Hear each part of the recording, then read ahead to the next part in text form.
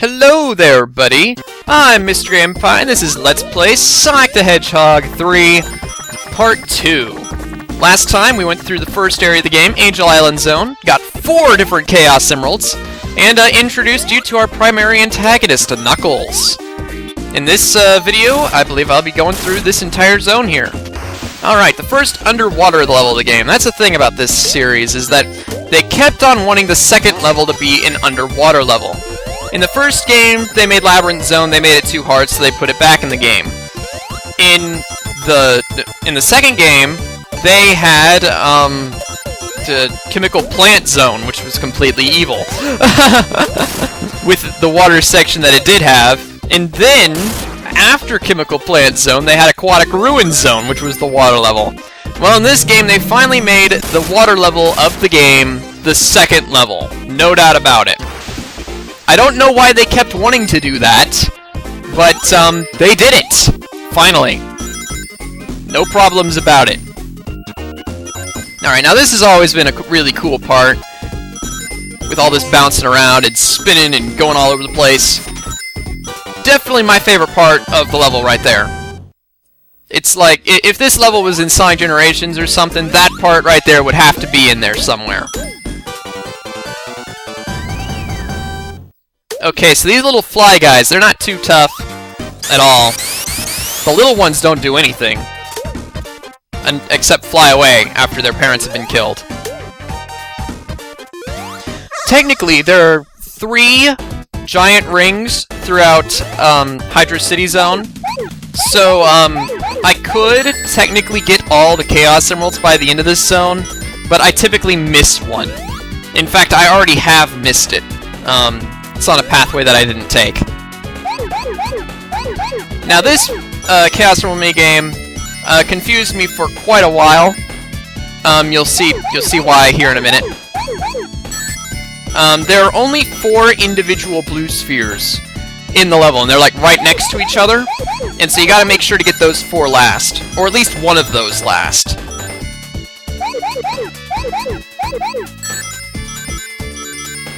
Alright, so, yeah, here it is.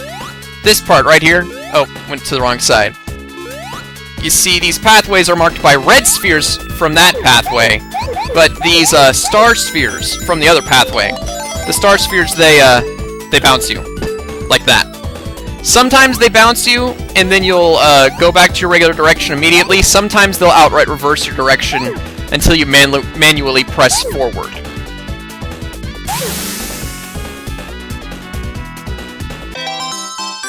So yeah, now we got the Great Chaos Emerald. Not too tough.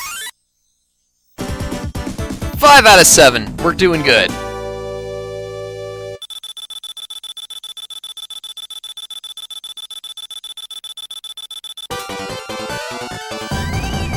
Perfect. They give you a lot of points.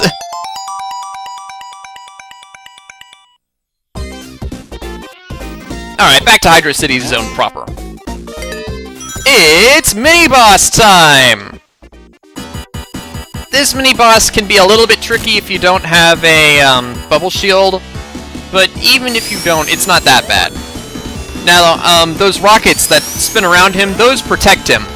Technically, you can hit him past the rockets if you hit the right spot, or if you use Sonic's air shield effectively. Oh, I didn't want that to happen. Oh well. But it's rather difficult to pull off, so I recommend just spin dashing up the side whenever he's spinning that platform around in the middle. And look at that, Hydrocity Zone Act 1 is already gone. Not even 5 minutes into the video.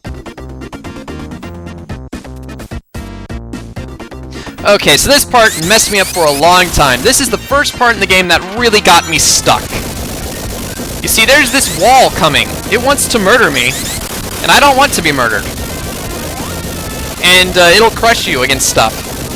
So that's why you gotta go through here real fast. I recommend using the spin dash excessively so. Using Tails' flight to get through certain sections isn't a bad idea either. Alright, so after that part, the rest of the level is pretty much clear sailing.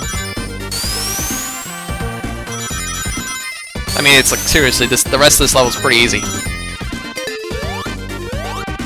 It's interesting that Act 1 had a lot of underwater passageways and such, but this one, I mean, you go under the water many times, but it's mostly like this. You see, I went under the water and then I went right out like immediately afterward. It's pretty much like that.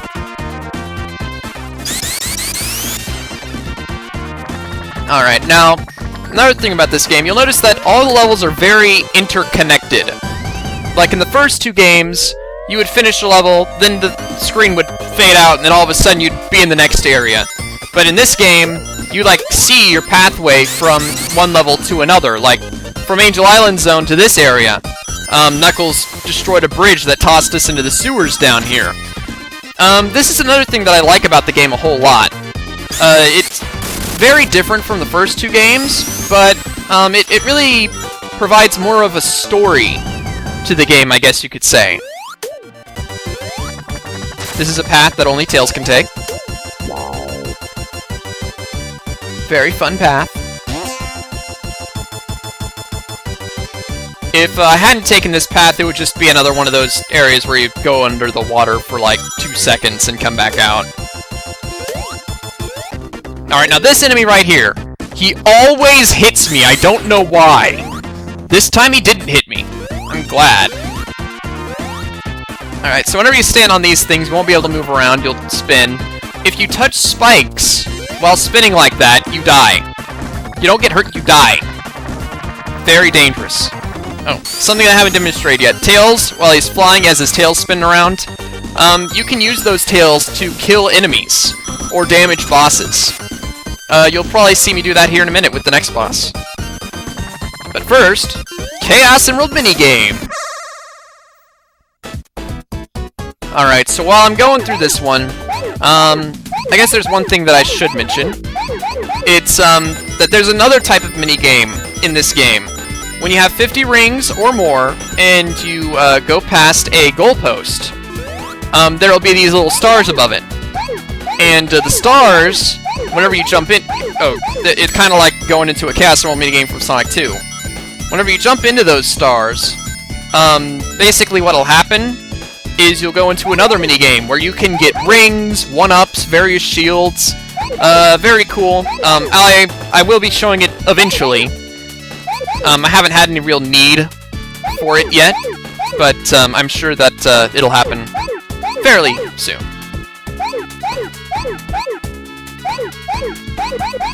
Alright, now this Chaos Emerald minigame is very maze-like, very difficult to go through without having to jump frequently over these little gates. I call them gates, at least.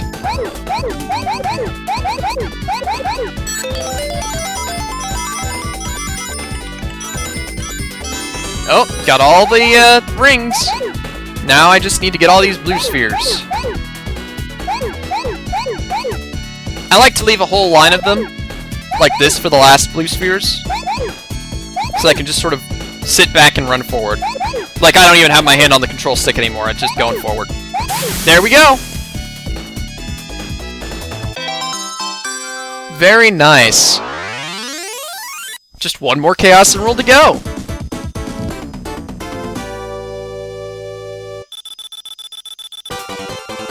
And this is the last big ring of the level. Like I said, I missed one. It's like practically at the start of the level on a pathway that I didn't take. So, you know, right now you could have all the Chaos Emeralds, but I usually get the last Chaos Emerald in the next level anyway. That is what I call the par for getting all the Chaos Emeralds. Kind of like in golf. Knuckles! I'll get you for this! So anyway, he tosses us on this pathway down here.